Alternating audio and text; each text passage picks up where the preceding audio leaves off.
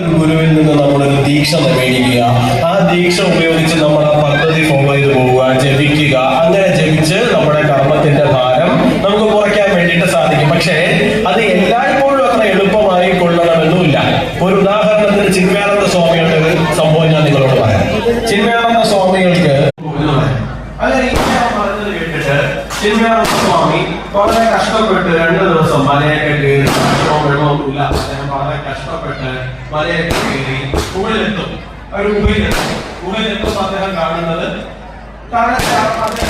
ഗുരു അകത്ത് ധ്യാനത്തിലിരിക്കുന്നതാണ്. അപ്പൊ ധ്യാനത്തിലിരിക്കുന്ന ആളെ ഉണർത്താൻ പറ്റില്ലല്ലോ അല്ലെ. അപ്പൊ അകത്തിരിക്കുന്ന ഗുരുവിന്റെ സ്വഭാവം എന്താണെന്ന് അറിയില്ല. ചിലപ്പോ എന്താണ് നമ്മുടെ ദുർവാസാമിനെയൊക്കെ പോലെ ക്ഷേത്രകോപിയായിട്ടുള്ള ഒരാളായിരിക്കാം. അപ്പൊ അദ്ദേഹം കാത്തിരിക്കാൻ തുടങ്ങി. ഈ ഗുരു ധ്യാനത്തിൽ നിന്ന് ഉണരുന്നതുവരെ കാത്തിരിക്കാൻ വേണ്ടിയിട്ട് തുടങ്ങി. കുറേ നേരം രാവിലെയായ ഉച്ചയായി വൈകുന്നേരം ഒരു തരത്തിൽ ഗുരു എഴുന്നേക്കുന്നില്ല. അവസാനം സന്ധ്യമായ സമയത്താണ് ഗുരു ധ്യാനത്തിൽ നിന്ന് ഉണർന്നു വരുന്നത്.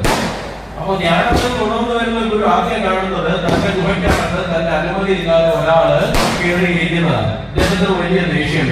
എന്റെ ഗുഹയിൽ കയറിയിരിക്കാൻ എന്നോട് ചോദിക്കാതെ ഇവിടെ പ്രവേശിക്കാൻ തന്നോടാരാ പറഞ്ഞത്? ഗുരു ദേഷ്യപ്പെടാൻ തുടങ്ങും. ഇദ്ദേഹം പറയും, ഞാൻ താനെ മറ്റേ അദ്ദേഹത്തെ കണ്ടതും അദ്ദേഹമാണ് പറഞ്ഞത് ഇവിടെ വരാൻ ദേഷ്യപ്പെടാൻ. അപ്പൊ ഗുരു ചോദിക്കും, നീ കത്ത് വല്ലതും സ്വാമി പറയും, ഇല്ല ഞാൻ കത്തൊന്നും കൊണ്ടുവന്നിട്ടില്ല. എന്നാ പോയ ആളുടെ കത്ത് മേടിച്ചോണ്ട് പോകാം. അങ്ങനെ ഇദ്ദേഹം തിരിച്ച് വളരെ കഷ്ടപ്പെട്ടിതേപോലെ തന്നെ 2 ദിവസം യാത്ര ചെയ്ത് താഴെ വന്ന് ഗുരുവിന്റെ കയ്യിൽ നിന്ന് ഗുരുവിനോട് പറയുന്നതാണ്, ഉള്ളിൽ ചെന്നപ്പോ എന്നോട് പറഞ്ഞു കത്ത് മേടിച്ചുകൊണ്ട് വരാൻ വേണ്ടിയിട്ട് പറഞ്ഞു.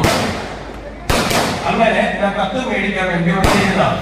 അപ്പോ താഴത്തെ ആൾക്ക് വലിയ അല്പം കത്ത് മേടിക്കാൻ അങ്ങനെ ഒരു സംഭവം ഉണ്ടാവില്ലല്ലോ. ഇത്രയും കാലത്തിനിടയിൽ അങ്ങനെ ഒരാള് പറഞ്ഞിട്ട് ഞാൻ കേട്ടില്ല. ശരി എന്തായാലും അവർക്ക് ഞാൻ കത്ത് തരാം എന്ന് പറഞ്ഞ് ഇദ്ദേഹം കത്ത് കൊടുത്തു.